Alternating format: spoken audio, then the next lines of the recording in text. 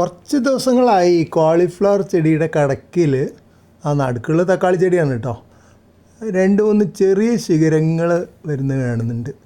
ഇത് പുതിയ വിത്ത് നട്ടതൊന്നുമല്ല, കണ്ടാൽ വിത്ത് നട്ട് മുളച്ചുണ്ടായ പോലെയാണ്. പക്ഷേ അതിന് വിത്ത് ഉണ്ടായിട്ടില്ല, ഈ അടുത്ത കാലത്തൊന്നും നട്ടിട്ടില്ല. മറ്റേ കോളിഫ്ലവറിൻ്റെ തണ്ട് കണ്ടാൽ അറിയാം. ഒരുപാട് കാലമായിട്ട്, ഒരുപാട് മാസങ്ങളോ കൊല്ലത്തിലധികമായോന്ന് അറിയില്ല, അത്രയും കാലമായിട്ട് ഇവിടെ ഉള്ളതാണ്. ഇതുവരെ കോളിഫ്ലവർ ഉണ്ടായിട്ടൊന്നുമില്ല.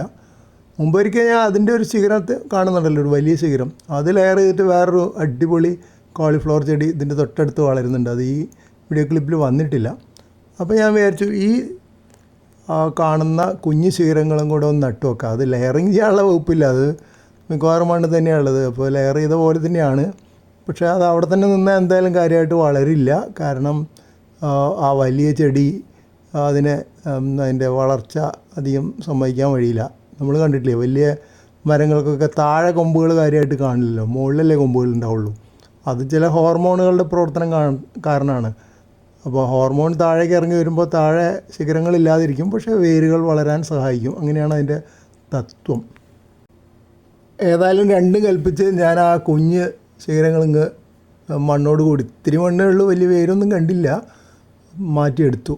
എന്നിട്ട് 3 ചെടിച്ചട്ടികളിൽ അപ്പുറത്ത് കൊണ്ടുപോയി അങ്ങ് നട്ടു. അത് ഇപ്പോൾ കണ്ട പുതിയതായിട്ട് മുളച്ച് വരുന്ന തൈ പോലെയാണ്. സാധാരണ കോളിഫ്ലവറിൻ്റെ തൈ മുളച്ച് വരുമ്പോൾ എങ്ങനെയാണ് ഉണ്ടാവുക, അത് നമ്മൾ വിത്ത് നട്ടിട്ടാണ് അങ്ങനെ ഉണ്ടാവുക. പക്ഷേ ഇത് വിത്ത് നട്ടല്ല, ആ ചെറിയ ശിഖരങ്ങൾ വെറുതെ പറിച്ച് മണ്ണിൽ നട്ടതാണ്. ഒരു ദിവസം കഴിഞ്ഞിട്ട് നോക്കിയപ്പോൾ അതുപോലെയൊക്കെ തന്നെ ഉണ്ട്, വ്യത്യാസം. ഉണങ്ങിയിട്ടൊന്നുമില്ല. ചിലപ്പോഴൊക്കെ ഇങ്ങനെ പറിച്ച് കേട്ടാൽ ഒറ്റ ദിവസം കൊണ്ട് ഉണങ്ങാറുണ്ട്. ഇതിൻ്റെ അല്ല, മറ്റ് ചെടികൾ വേരൊന്നും ഇല്ലാത്ത ശിഖരത്തിൻ്റെ പോലെയുള്ള ഭാഗങ്ങൾ നട്ട് കഴിഞ്ഞാൽ പിറ്റേ ദിവസം തന്നെ വാടി കാണും. ഇത് പിറ്റേ ദിവസം നോക്കിയപ്പോൾ വാടിയിട്ടില്ല. പക്ഷെ അതുകൊണ്ടൊന്നും പറയാറായിട്ടില്ല. പുതിയ കൂമ്പുകളും വരണം, താഴേക്ക് വേരുകളും പിടിക്കണം, എന്നാലേ അത് രക്ഷപ്പെട്ടു എന്ന് പറയാറാവുള്ളൂ.